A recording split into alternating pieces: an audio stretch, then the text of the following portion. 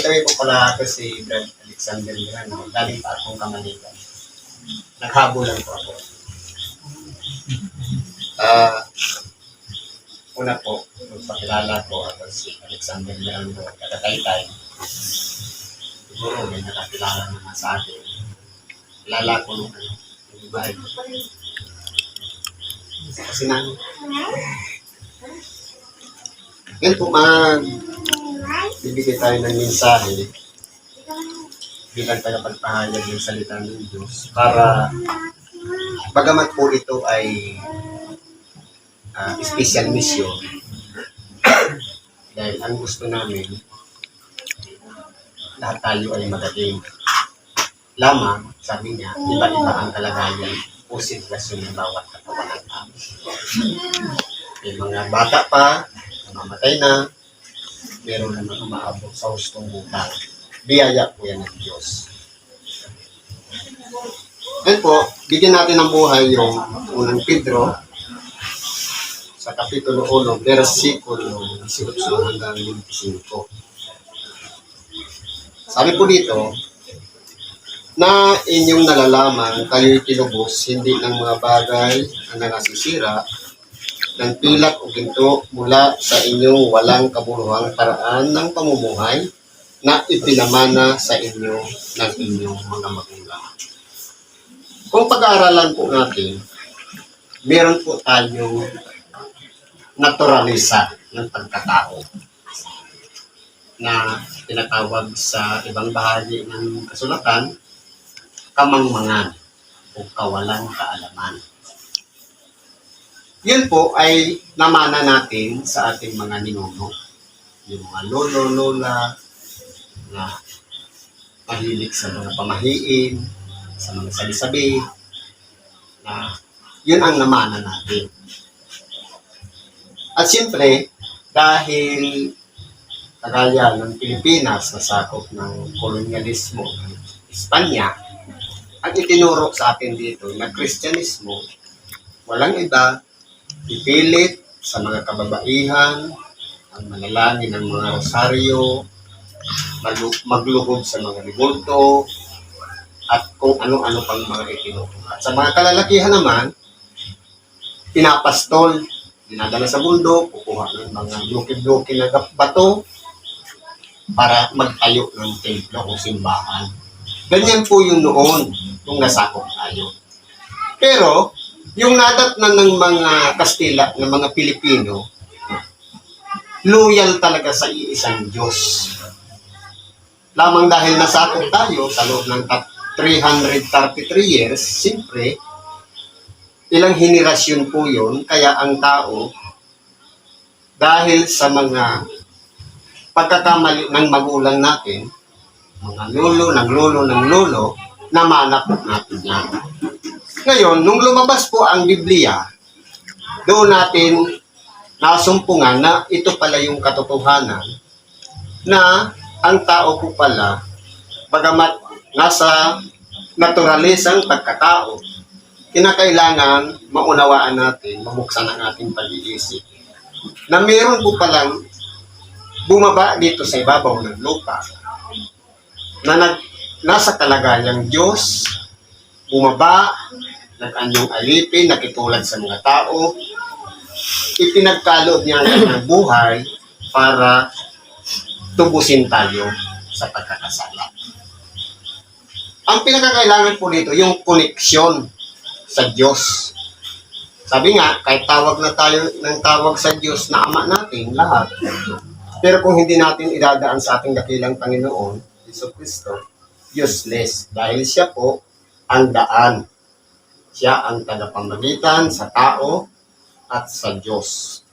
Kaya po, tinubos tayo hindi ng pilak o hindi ng mga bagay na nakikita, kundi sa mahalagang dugo ni Kristo na walang dungis at kapintasan, inalay niya ang kanyang sarili alang-alang sa bawat isa sa atin. Ngayon, paano naman tayo masasabing tinubos? Kung iuugnay natin ang ating sarili, na bagamat tayo may naturalisang pagkatao, meron tayong nakasanayang ugali na hindi nakalulugod sa dakilang Panginoon, sa oras na iuugnay natin doon sa pagkamatay ni Kristo, na ang dati nating pagkatao, kasama na rin napako sa cross, at nung siya'y nabuhay na mag-uli, kasama na rin tayo bilang isang bagong nilalang. Kumbaga, nagsisi na tayo, nagbalik loob na tayo sa Diyos, at sabi nga, tumalikod. Ibig sabihin, hindi lang 90 degrees, kundi 180 degrees. Na kung doon tayo nakaharap sa kasalanan, tatalikod tayo na hindi na natin masusulyapan pa yung dati natin ginagawa nung tayo hindi pa nakakakilala sa Diyos. Kaya po sabi dito, kundi ng mahalagang dugo gaya ng sa korderong walang kapintasan at walang dungi sa makatwid bagay ang dugo ni Kristo. Kaya kung pag-aaralan po natin ang kahalagahan ng dugo ni Kristo, hindi po siya ordinaryong katulad ng dugo natin. Dahil nung siya'y bumaba dito sa ibabaw ng lupa, pinaglaanan siya ng Diyos na isang babaeng malinis, o birhen. At hindi rin nakipagniig sa lalaki, kundi sa pamamagitan ng kapangyarihan ng Espiritu Santo, ang ating dakilang Panginoon ay ipinanganak ni Birhen Maria, naging tao. Kumpaga malinis siya, walang dungis, walang kapintasan. Pero tayo po, makasalanan. Ngayon, kung titingnan po natin, dahil sa habag at pag-ibig ng Diyos, hindi na ipinagkait ang kanyang bugtong na anak para sa bawat isa sa atin. Iuugnay lang natin ang ating sarili na yung dugo na yon, bagamat hindi nakilala ng dakilang Panginoon o ang ating dakilang Panginoon ng mga tao nung bumaba sa dito sa ibabaw ng lupa. Dahil po, kung nakilala sa nila, hindi ipinako ang ating dakilang Panginoon. Kaya ano pong nangyari? Yung mga tao, gumawa ng paraan para ipahuli ang ating dakilang Panginoon. Sa halip na si Barabas ang dapat na patayin, ano pong ginawa nila? Ipinagpalit nila ang ating dakilang Panginoon na marangal, malinis ang kalooban. Siya po ang pinagsisigawan ng tao, ipako sa cross. Yan po ay kinakailangan mangyari para yung mga hula tungkol sa pagliligtas ng ating dakilang Panginoon ay mahayag sa bawat isa sa atin. At iuugnay naman natin yan. Bagamat dati noon, kapag may sala ang tao, saka ka mag-aalay, maghahain para tubusin ang kasalanan. Pero ngayon, nauna nang ipinagkaloob yung alay, yung buhay ng ating dakilang Panginoon, bago tayo isinilang. Paano natin iuugnay? Walang iba, sasampalatayanan lang natin yung ginawa niya na kasama na tayo doon sa pinatawad ng Diyos. Kaya tayo'y dinipahan niya. Ibig sabihin, wala siyang pinili, kahit masama, kahit mabuti, kahit hintil, kahit Kristiyano, o tinatawag na Hudyo, lahat po tayo ay pinatawad ng Diyos. Ibig sabihin, napakalaga ang bawat buhay ng bawat isa sa atin sa harapan ng Diyos. Ayaw niya na may mawalay sa bawat isa sa atin, kundi lahat tayo ay makasumpong ng kaligtasan sa ating sana. Ano pong kaligtasan? Kaligtasan ba ngayon? Na hindi tayo mapahamak araw-araw? Hindi po. Kaligtasan na pagkatapos ang tao mamatay, alam natin na mabubulok. Pero, yung extension, pagkatapos na mamatay, pag muling binuhay na muli ng Diyos ang mga tao, kasama siya dun sa maliligtas na hindi dadanas ng kahirapan doon sa apoy ng asupre. Yan po ang kasiguraduhan. Kumbaga sa tao, kumukuha tayo ng insurance para masiguro natin, yung pamilya natin, na magkiklaim sila na, halimbawa, naghulog tayo sa insurance. Na pagka namatay yung beneficiary, yung maiiwan niya, may makiklaim. Pero dito po, tayo mismo ang magkiklaim. ng kaligtasang yan, yun yung pinaka-insurance paniniguro ng ating nag-iisang kaluluwa na nanaririyan sa kalooban natin. Na minsan, nagdaramdam dahil gusto sanang magsimba, pero yung katawan natin ayaw. Pero yung isip natin, magsimba ka. Pero yung katawan natin gusto matulog. Minsan gusto lang sa loob ng bahay. Pero kung napaglalaanan lang natin yung pangangailangan ng ating nag-iisang kaluluwa, yan po yung maliligtas. Hindi itong katawan lamang kasi ito, mabubulok to eh. Sabi nga, doon sa Ezekiel, paano bubuhayin ang mga tao? Ang lahat ng buto sa libis ay pagsasama-samahin niya ng Diyos. Lalagyan sila ng mga litid. Babalutin ng lamang at babalutin ng balat at muli silang hihingahan ng buhay. Anong mangyayari doon sa mga buhay pagdating ng ating dakilang Panginoon? Hindi po tayo mauuna doon sa mga namatay. Pero anong paniniwala na itinuro sa atin? Na kapag namatay ng tao, diretso na sa langit. Hindi po. Mag-aantay ka pa doon sa pagbabalik ng ating dakilang Panginoon. Pagkatapos, sabay-sabay tayong sasalubong. Yung mga namatay na, bubuhayin muli. At yung mga buhay pa, sa isang tunog ng patat, sa isang kisap mata, babaguhin din yung ating katawan. Sa makatuwid, hindi na nabubulok ang ipapalit sa ating katawan. Sasalubong na tayo. Kung paano ang ating dakilang Panginoon, meron siyang niluwalhating katawan na hindi na nasisira, hindi na nabubulok, pwedeng magmana doon sa buhay na walang hanggan, ganun din ang magiging katawan natin. Yan po dapat ang pinaka-objective natin. Kaya siyempre, mag-iingat tayo sa ating sarili. Sabi dito, na nakilala nga ng una bago itinatag na ang sanglibutan, ngunit inahayag sa mga huling panahon dahil sa inyo. Totoo po, ang ating dakilang Panginoon, bagamat hindi pa siya isinisilang, nakilala na siya.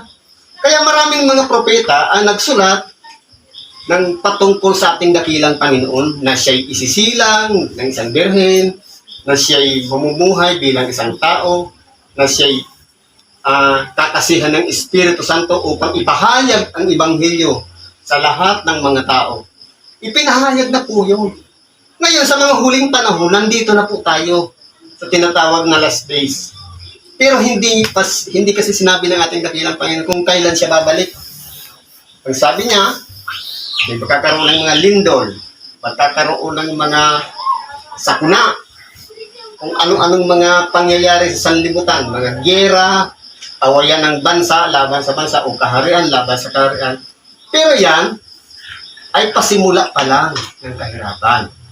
Ang importante po doon, nasabi ng ating dakilang Panginoon, yung mga warnings, pero nangyayari na ngayon. Ang tanging itiniralan ng ating dakilang Panginoon, por respeto sa kanyang Ama, yung oras, upit sa kung kailan siya muling babalik. Kumbaga, hindi lahat sinabi ng ating dakilang Panginoon. Dahil kung sasabihin siguro, marami ng tao, palagi nakaprepare. Dahil nga, nandito tayo sa ibabaw ng sanglibutan, marami tayong pinagkakaabalahan. Minsan, nadadala tayo noon. Pero ang importante po dyan, paglaanan natin yung nag-iisa nating kaluluwa in preparasyon doon sa buhay na walang hanggan. Sabi po dito, na sa pamamagitan niya ay nananampalataya kayo sa Diyos, na sa Kanya ay bumuhay na makulit sa mga patay. At sa Kanya ay nagbigay ng kaluwalhatian upang ang inyong pananampalataya at pag-asa ay mapa sa Diyos. Kaya kung titingnan po natin, na ang Diyos, kaya binigyan muli ng buhay ang ating dakilang Panginoon. Ang alam po kasi natin, ang ating dakilang Panginoon, di ba namatay. Pero saan siya pumunta nung namatay siya? Pumunta siya doon sa kalaliman ng lupa, nangaral sa mga espiritong nasa bilangguan. Sino-sino yung mga tao na yon? Yung mga espiritong yon? Yung mga tao na naging pasaway nung panahon ni Noe. Na hindi po nila kinilala ang pagpapahayag ni Noe ng salita ng Diyos. Pinagtawanan pa nga nila si Noe. Nagtayo ng isang daong sa tuktok ng bundok Ararat. Katawa-tawa para sa kanila. Pero dahil nga, yun ay kalooban ng Diyos na ilagay doon para ang tao ay piliin talaga kung sino yung tapat sa Diyos. Pero ano po ang nangyari? Isang pamilya lang ang natira. Si Noe, asawa niya, si Sem, si Cham, at si Japet, at mga asawa ng 3 anak na lalaki. Kaya 8 kaluluwa lang ang naligtas sa pamamagitan ng tubig. Kaya kung titingnan po natin, ang tao po kasi, sadyang makasalanan, mula pa noon hanggang ngayon, nagpapatuloy ang pagkakasala. Kaya nga po, may nangangaral ng Ebanghelyo. May sinusugo para mangaral ng Ebanghelyo. Para kahit papano, madaanan man lang yung tainga natin ng salita ng Diyos. At saka tayo makapagsisi at magbalik loob sa Diyos. Yun po yung pinaka-importante sa buhay natin. Na pagka minsan ini-ignore natin, halimbawa, pupunta tayo ng palengke, may nag-iibanghelyo dyan, anong nasa isip natin? Ano kayang sikta to? Ano kayang religion to? Sa totoo lang po, kahit nagtanong ka lang ng gano'n, naghusga na tayo. Ano pong dapat natin gawin? Kahit ano pa yan nagpapahayag na yan, kung nagsasalita na yan, ang mahalaga dyan, yung mensahe, hindi yung mukha ng ebanghelista o tagapagpahayag. Dahil yun po ang pinakakailangan ng ating kaluluwa. Pero dahil nga, minsan nasasagasaan yung pagkatao natin, yung ugali natin, ayaw nating makinig. Napagbibigyan natin yung laman ng puso, kung ano yung nariyan, pero yung kaluluwa natin nag-aabang, pinagkait natin sa kanya yung salita ng Diyos. Pagkain niya po yan, pagkain ng ating kaluluwa yung salita ng Diyos. Kung ating katawang laman, kumakain ng pagkain material, nabubusog. Ang ating kaluluwa naman ay kumakain ng pagkain spiritual. Yun na yung salita ng Diyos. Kaya tayo pabalik-balik sa simbahan, na kaya tayo palaging naroon, nagsisimba, nakikinig ng Ebanghelyo, bagamat marami ang seremonya, ang mahalaga po yung pinakamensahe na ipinapahayag para sa nag-iisa nating kaluluwa. Kaya po, ang ating dakilang Panginoon, binuhay na mag-uli sa mga patay. Nang sa ganun, tayo naman ay magkaroon ng pag-asa na kung paano ang ating dakilang Panginoon nabuhay na mag-uli sa mga patay, tayo naman ay bubuhayin muli sa pagbabalik ng ating dakilang Panginoon. Pero tayo po kasi, minsan problematic tayo kapag nagkaroon ng, sa totoo lang po, ang katawan kasi natin marupok. Hindi mo lang pakainin, nagkaka-ulcer. Hindi mo lang painumin, napupuyot na ang lalamuna. Minsan, sabi nga, ang pagiging madaldal o chismosa, kung 1 oras ka magdadaldal, kailangan mo ng 3 basong tubig para maging laway. Kung hindi nga tayo umiinom ng tubig, ang mga ano mangyayari, paano maladagdagan yung daloy ng dugo akit sa ulo, anong nangyayari sa atin? Lula. Minsan, nahihilo. Minsan, masakit ang ulo dahil kulang sa tubig. Ganyan po kasensitive ang katawan natin. Kaya nga po, kumbaga may limitasyon lang ang buhay. Kumbaga itong katawan natin, ito yung nakikita natin na ating kapwa, kamukha din natin, larawan ng Diyos. Yan po, mga nakikita natin yan, lahat yan may hangganan, may limitasyon. Ibig sabihin, kahit yan mga nakikita natin sa paligid natin, lahat yan mawawala. Ang ipinapahayag natin dito, salita ng Diyos, walang hanggan. Ang patutunguhan naman ng ating nag-iisang kaluluwa, walang hanggang buhay. Dahil ang lumikha sa atin, wala ring pasimula, wala ring hanggan. Kumbaga, papunta sa limited into infinite. Walang katapusan. Yun po yung preparasyon natin. Sabi nga, ang kamatayan, sigurado. Pero ang buhay, milagro. Kaya kung titingnan po natin, kinakailangan natin ano man na bagay na kinakaharap natin ngayon, problema man yan. Halimbawa, kung mayroong karamdaman. Sabi nga, ang karamdaman, lilipas lang yan, dadaan lang yan sa atin. Yan, titingnan kung ang katapatan natin sa ating sarili, lalong-lalo na sa pananalangin, sabi sa ibang bahagi ng kasulatan, malaki ang nagagawa ng pananalangin ng isang taong matuwid. Ano po sabi sa Marcos 11:24? At sa inyong mga idinadalangin at hinihingi, magsisampalataya kayo na inyong tinanggap na at inyong kakamtin. Halimbawa, hingi tayo ng hingi sa Diyos. Pero hindi tayo nananampalataya na tinanggap na. Halimbawa, humihiling tayo na may karamdaman tayo, hiling tayo sa Diyos. Pero kinakailangan yung pananampalataya natin, magaling na tayo at inyong kakamtin. Ibig sabihin, idudugtong na lang yung kagalingan ng karamdaman depende sa ating pananampalataya. Kaya po, sa totoo lang tayo na nalangin. Para saan? Yun po ang pamamaraan ng tao para kausapin ng Diyos. Bakit naman nag-iibanghilyo? Yun naman ang pamamaraan ng Diyos para kausapin tayo. Sa pamamagitan nitong mga kasulatan. Sabi nga, kung ang panalangin natin hindi pinakikinggan ng Diyos, siguro hindi natin siya pinakikinggan. Para maging patas, pantay lahat, siyempre, kung ang Diyos nga ay nagsugo para mag-ibanghilyo tapos hindi natin pinakikinggan, siyempre, i-ignore niya rin yung panalangin natin. And vice versa, dapat bigayan tayo para pagbigyan yung panalangin natin na ipagkaloob ang mga hinihingi natin, dapat pagbigyan din natin ang kahilingan ng Diyos na yung salita niya hindi lang dumaan sa tainga kundi papasukin natin dito sa puso, i-analyze ng ating isip, pagnilay-nilayan araw at gabi, yun ang maging batayan ng ating pang-araw-araw na pamumuhay. Yan po ang importante dyan. Kaya po, ang kahalagahan ng pagkabuhay na maguli ng ating dakilang Panginoon. Nung sa ganun, yung ating pananampalataya at pag-asa hindi masayang. Tayo nananalig sa Diyos, na tayo magkakamit ng buhay na walang hanggan, at siyempre, may pag-asa kalapit.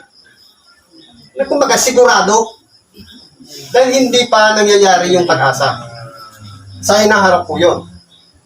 Yamang nilinis ninyo ang mga kaluluwa ng inyong pagtalima sa katotohanan, sa pag-ibig na hindi pa kunwari sa mga kapatid, ay mag-ibigan kayo ng buong ningas ng inyong puso sa isa't isa.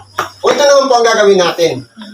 Bilang resulta ng ating pagtanggap sa salita ng Diyos, yung pagtuturingan naman magkakapatid. Pag-iibigan. Sa totoo lang po, mahirap umibig sa kapwa, lalong-lalo kung nakaway o kalit. Hindi natin kaya. Kasi tayo, limitado lang ang ating karunungan, kaalaman, ang ating utak. Sensitive po tayo eh. Kapag nakarinig tayo ng mura, mumurahin din natin. Pero kung tayo po ay pinangungunahan ng Espiritu Santo, madali pong gawin na ipanalangin yung kaaway natin. Paano natin gagawin yung pag-ibig sa kaaway? Sabi, ibigin mo ang iyong kaaway. Idalangin ninyo ang sa inyo ay nagsisiusig. Paano po natin gagawin yan? Kinakailangan ba i-embrace natin, yakapin natin, paano kung may daladalang itak? Tapos kaaway natin, yayakapin ba natin? Baka matuluyan tayo. Paano natin gagawin? Idadalangin natin yung tao na kaaway natin na maglinaw ang pag-iisip nang sa ganon, magsisi siya, maunawaan niya na ang kanya palang ginagawa ay mali. Hindi na nakalulugod sa Diyos. Ano bang sabi dito? Yamang ipinanganak kayong muli, hindi sa binhing nasisira, kundi sa walang kasiraan, sa pamamagitan ng salita ng Diyos na nabubuhay at namamalagi. Ngayon po, hindi ba dati tayo makasalanan? Nung tinanggap natin ang salita ng Diyos, nagsisi tayo at nagbalik loob, iiwan na natin yung dating pagkatao. Ngayon, ang tawag dyan, ipinanganak na muli. Sa English, you must be born again. Hindi sa pangalan, kundi yung pagbabago ng pagkatao na kung dati salbahe ka noon, ngayon hindi na. Kung dati noon makasarili ka, ngayon mapagbigay na. Kung dati noon madamot ka, ngayon wini-will ka muna lahat. Ibig sabihin, yung pagiging bagong isang tao, dapat iiwan na natin yung dating pagkatao na tayo, masamang tao noon at ngayon mabuting tao na tayo ngayon. Dapat mamuhay na tayo ayon sa salita ng Diyos. Yun po yung pinaka-importante. Kaya po, kung titingnan natin, ang salita ng Diyos, magpakailanman, walang hanggan. Kapag prinactice natin ng prinactice sa ating buhay, yung pag-a-apply ng salita ng Diyos sa totoong buhay, sabi nga, papunta tayo sa pagiging ganap o perfection. Sabi nga, practice makes perfect. Kung mahirap, bakit po? Dahil meron tayong tinatawag na conscious at subconscious mind. Ganito po ang pagtuturo niya. Hindi ba ganun bata pa tayo, meron tayong conscious mind, anong sabi ng magulang? Anak, pagkatapos kumain, mag-toothbrush. Pero dahil yan ay inabsorb ng ating conscious mind, siyempre, papractice natin araw-araw bawat pagkatapos kumain, mag-toothbrush. Minsan po, nung malaki na tayo, hindi na natin naaalala yung sinasabi na mag-toothbrush pagkatapos kumain. Pero, may nagiging habit na natin na nagpukusa ang ating subconscious mind. Kapag na-develop na yan, nagsasariling toothbrush yan, kahit ang iniisip mo, yung pupuntahan natin. Yung kung saan tayo lalakad, ano yung mga kailangan, doon yung isip na katuon. Pero yung ating subconscious, dahil na-develop na, nagsasarili na siyang mag-toothbrush. Ganyan po ang halimbawa sa atin. Kung iugnay natin doon, ang ating buhay, tinuturuan tayo, kapag palagi natin pinapractice na sanay tayo, mababago din ang ating buhay sa tulong at habag ng Diyos. Kaya po, kumbaga, papunta tayo mula sa dating pagkatao, papunta sa pagiging isang bagong pagkatao. Galing sa nasisira, papunta sa hindi nasisira. Perfection po yun. Kaya po, yan ang pahalagahan natin sa ating buhay. Sabi dito, sapagkat ang lahat ng laman ay gaya ng damo. Ibig pong sabihin, ang lahat ng laman, tayo po yun mga tao, ay gaya ng damo. Minsan, nakikita natin na lumalago, maganda ang bulaklak. Pero pagdating ng panahon na lalanta, ganyan ang buhay ng tao. Pinapanganak, lumalaking makisig, maganda, gwapo, pero pagdating sa kapanahonan na sabi nga, nalalanta na o kaya nagkukulubot na yung balat at nagkakagulang na, papunta na yan sa pagkalanta o kamatayan. Kaya anong sabi dito? Ang lahat ng kanyang karangalan ay gaya ng bulaklak ng damo. Halimbawa, minsan na-experience natin na pinuri tayo ng ating kapwa, sinabihan tayo, ang ganda mo naman, ang gwapo mo naman. Yun na yung kapurihan natin na tinanggap natin. Kagaya ng isang damo na namumulaklak. Kaya pinupuri. Ang damo ay natutuyo at ang bulaklak ay nalalanta. Ibig sabihin, may limitasyon lang. Kung yung damo nalalanta at yung bulaklak natutuyo, katulad din yan ng buhay ng tao. May limitasyon din, may hangganan. Kaya na kailangan nating tanggapin. Pasalamat tayo kung umabot tayo ng 70 years, buhay pa. Meron nga dyan, natulog lang, hindi na nagising. Meron nga dyan, kung kailan pa na ipagsiselebrate na ng birthday, hindi na umaabot. Dahil po, ganyan po talaga. Kumbaga, nasa lupa tayo ng sinapupunan ng tiyan ng ating ina. May nakasulat na dyan. Buhit ng palad kung hanggang saan ang edad na aabutin natin. Sabi doon sa Ecclesiastes 7, huwag kang magpakamangmang o magpakarunong man. Ibig sabihin, huwag kayong magpakabobo o magpakasobrang talino. Huwag ka naman magpakabuti, huwag ka naman magpakasamang masyad. Limitado lang, yung tamang-tama lang. Dahil, sabi, bakit sisirain mo ang iyong sarili? Di ba, sobrang pagkakabanal na. Hindi naman pwedeng mangyari yan eh. Kasi tayo nga ay nasa katawang laman. Pwede pa tayong matukso. Pwede pa tayong mapahamak. Kaya sabi nga, doon lang tayo sa level neutral para maingatan natin ang ating sarili. Yan ang pamumuhay na kinakailangan natin danasin dito sa ibabaw ng sanglibutan. Sabi dito, datapwat ang salita ng Panginoon ay namamalagi magpakailanman. Kaya kung itong katawan natin, dumarating ang karangalan, kapurihan, kadakilaan, dumarating din ang hangganan. Dahil limitado lang ang mabuhay dito sa ibabaw ng sanglibutan. Wala pong nananatili dito habang buhay sa ibabaw ng sanglibutan. Maliban lang dun sa pinili ng Diyos. Yung mga naunang tao doon sa Israel. Si Elias, pinagaw ng karwaheng apoy. At saka si Enoch, nawala. Hindi nakita, hindi dumanas ng kamatayan. Pero lahat ng tao, daranas talaga ng kamatayan. Pero, mas maganda sa atin, sabi nga, kung halimbawa, ipagkakatiwala natin sa ating sarili na gusto ko pang mabuhay. May nakatakda kasi ang Diyos. Kinakailangan natin maunawaan sa bawat isa sa atin. Lahat naman tayo darating doon. Una-una lang, sabi nga. Parang contest. Pero ang katotohanan po yun, talagang dadanas tayo doon. Ito yung halimbawa na ibinigay niya. Ang bulaklak ay nalalanta, ang damo ay natutuyo. Yan ang laman o buhay ng tao. May limitasyon. At ito ang salita ng mabubuting balita na ipinangaral sa inyo.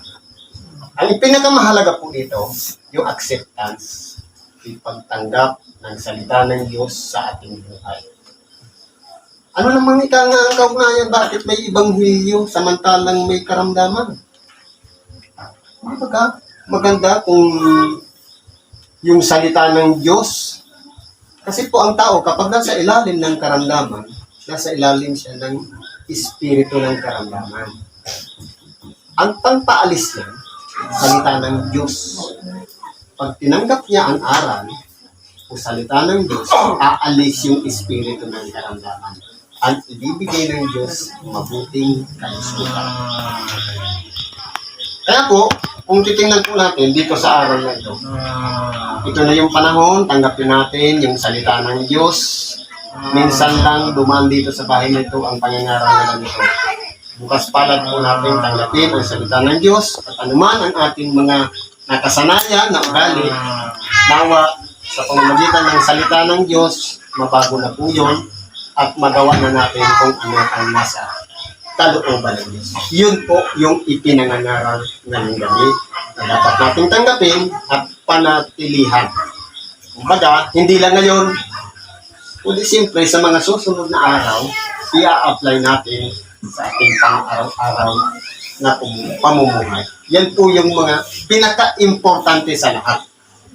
Yung mananatili tayo doon, mabuhay tayo doon sa salita ng Diyos na ating tinanggap. Dahil sa pagbalik ng ating dakilang Panginoon, sa paghuhukom, hindi na natin kailangan doon ng defender, ng abogado, para ipagtanggol tayo. Kundi kung ano yung aral, napakinggan ng ating tainga, pumasok sa ating puso, yun po yung pagbabatayan ng paghatol sa bawat isa sa atin. Yan lang po ang may babagi natin ngayon. Salamat po at pagpalain tayo ng Diyos.